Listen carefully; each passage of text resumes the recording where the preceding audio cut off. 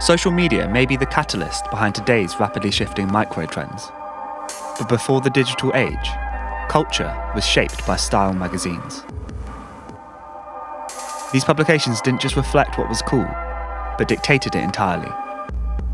Long before Vice, Dazed, and ID, there was one magazine that set the standard and ultimately did it first.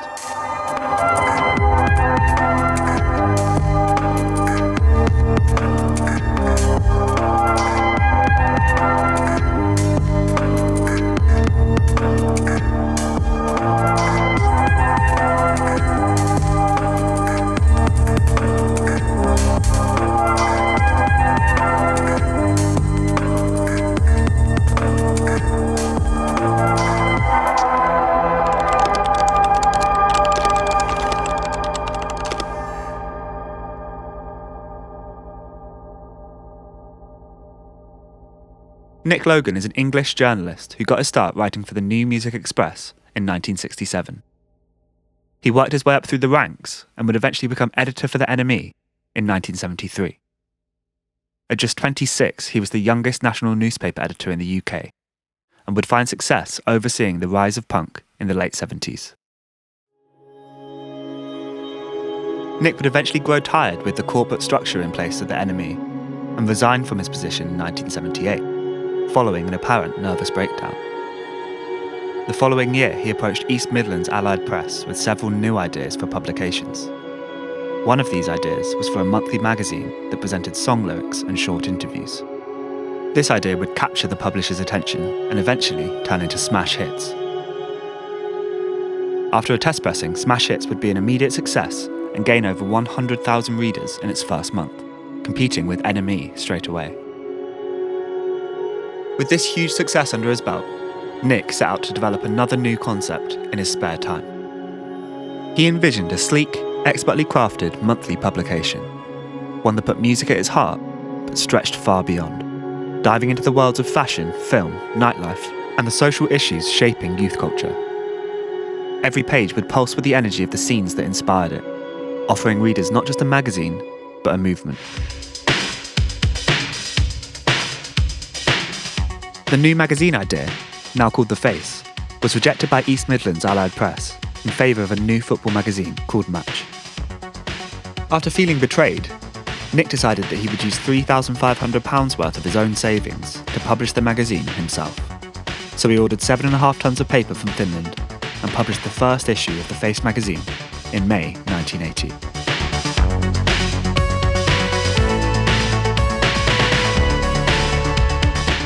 Helped in part by the printer's strike which saw NME out of circulation, The Face would start off with a steady readership, but would quickly fall into a financial slump. It wasn't until issue 7 that the magazine would have their first major breakthrough. Issue 7 featured The Cult with No Name, a seminal article written by Robert Elms about a new scene that was forming in London's clubs. The article intimately delves into the burgeoning New Romantic movement.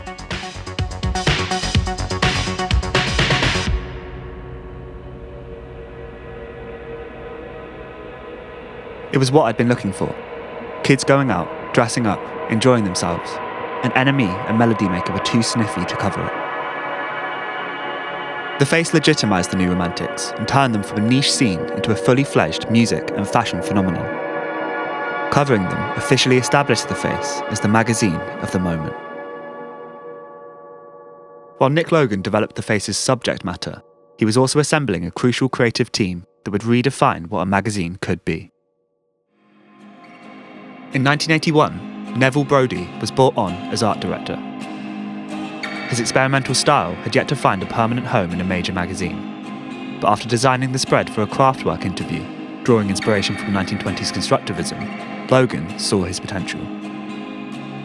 Brody's unique graphic design language set new standards in magazine aesthetics, giving The Face a bold and distinctive visual identity.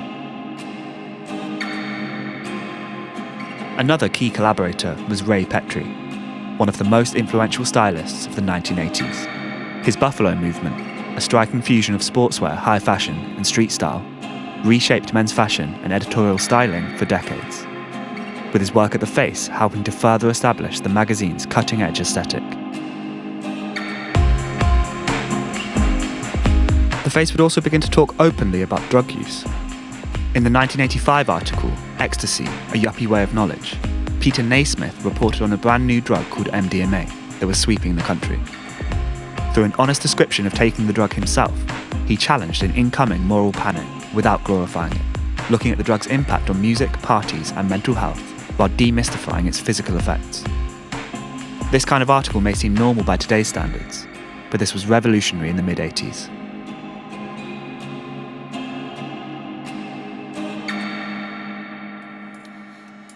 Within just 6 years, The Face had cemented its status as a publishing powerhouse, setting the standard for underground culture.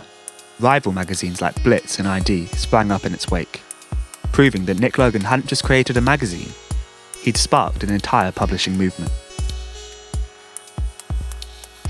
A year later, the magazine underwent another transformation, as Phil Bicker took over as art director.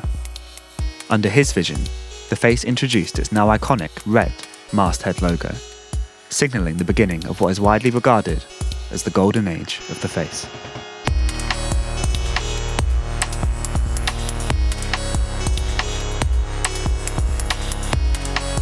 Despite being referred to as an 80s style Bible, as the decade came to a close, the team remained small and continued to struggle financially. Approaching the release of its 100th issue, in 1988, Nick Logan was seriously considering closing the magazine down for good. Cheryl Garrett was a new writer working for The Face at the time. She wrote about this period retrospectively in 2019. Sales had been declining, but the magazine had a brilliant and enthusiastic team in place. Acid house had turned clubland dayglow, British dance music was exploding, fashion was finding exciting new directions, and it just felt as if The Face was needed. After she wrote the 1989 article, Who's Smiley Now?, which documented the newly established rave scene, Nick Logan would make Cheryl Garrett the editor of The Face, imbuing her with a need to capture and speak to the young people of the 1990s.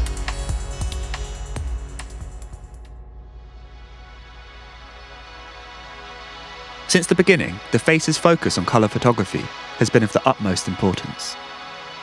By the late 80s, Phil Bicker has started to incubate talented new photographers. Corinne Day was one of them. Corinne was a young model and fashion photographer who started working with The Face in 1989.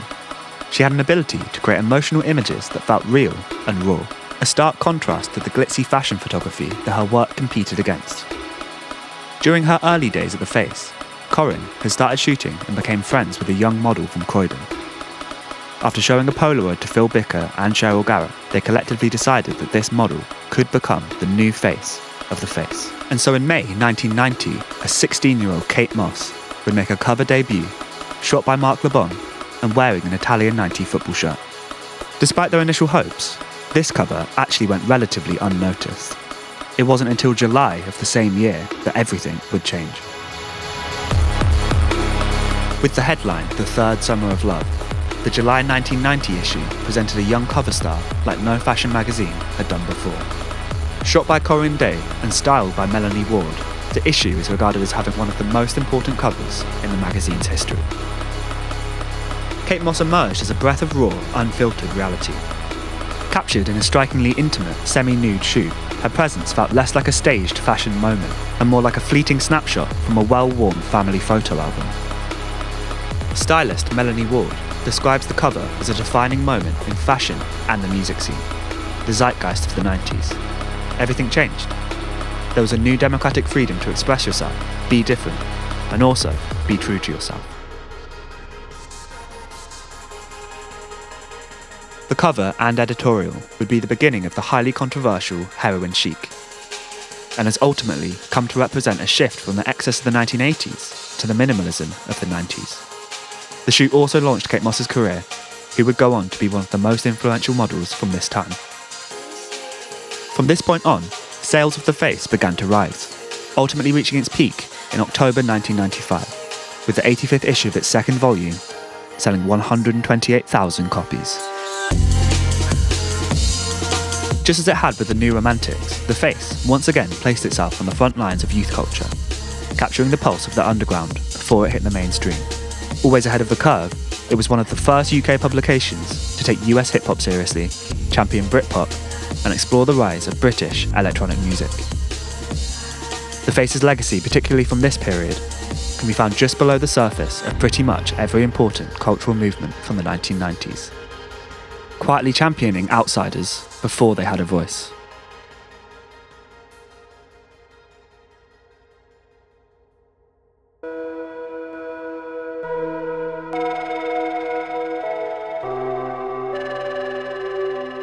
After several significant libel cases, as well as a shift and ultimate decline in readership for magazines across the board, brought on by rising internet use, when the 2000s rolled around, the Face began to suffer once again.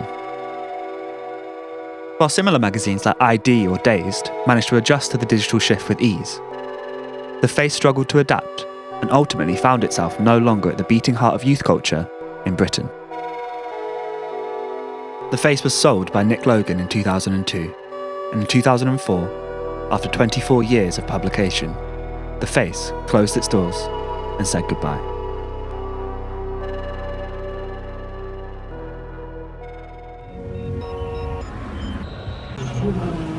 "15 years later, they're back." The Face had been acquired by Wasted Talent Media in 2019, the company that owns Kerrang and Mixmag. Launching as a digital platform, the Face continues to operate to this day and has even started publishing physical magazines again.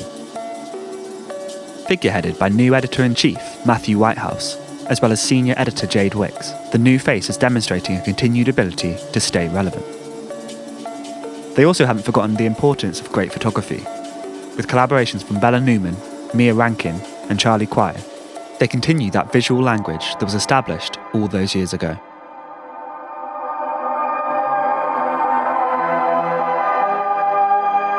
This is where I would usually sum everything up into some sort of conclusion.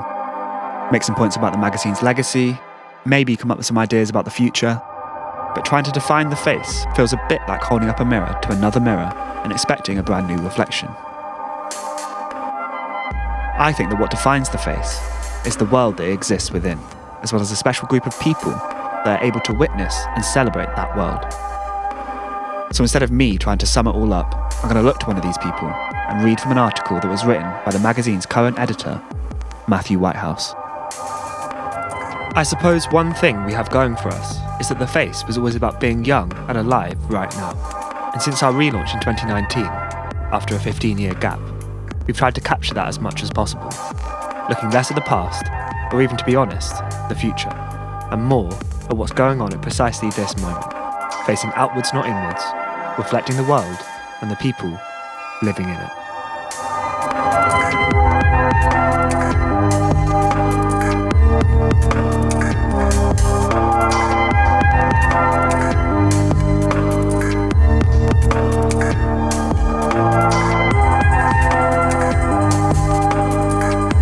Thank you so much for watching. The Face has got loads of stuff to look at on their website, which I'll link to. There's a whole archival section with old articles and old editorials and stuff, which is really interesting and cool.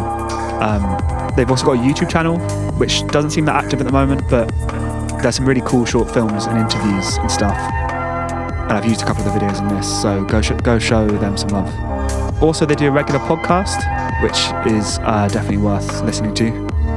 There's a new physical issue out that's available on their website, and if you can find it in a shop. Also, there's an exhibition on at the moment at the National Portrait Gallery about the Face, with loads of original prints of photography and things like that. Yeah, it looks really good. I haven't been yet, but it looks great. I actually got the title for this video from Paul Gorman's book, The Story of the Face, the magazine that changed culture. It's definitely worth a read if you want to know some more detailed info about the Face's beginnings and stuff. I'm going to link to some articles that I just like from the Face for you to have a look at. And yeah, apart from that, I'll see you in the next one.